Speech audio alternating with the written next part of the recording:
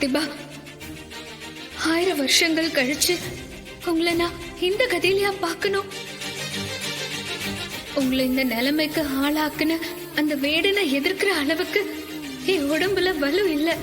ஆனா அதே நேரத்துல அவனை சூழ்ச்சியில வீழ்த்துறதுக்கான புத்திசாலித்தனம் என்கிட்ட இருக்கு.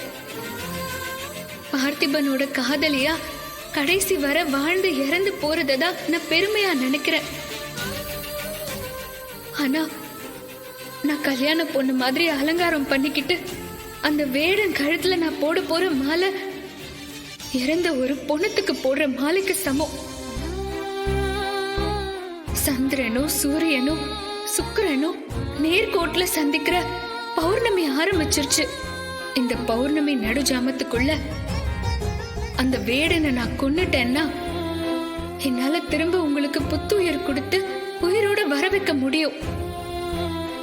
அதுக்கப்புறம் நாம சேர்ந்து வாழ்றத யாராலையும் தடுக்க முடியாது. நான் செய்ய போற இந்த காரியத்தை வெற்றிகரமா செஞ்சு முடிக்கணும். அதுக்கு உன்னோட ஆசீர்வாதம் வேணும் பார்த்திபா.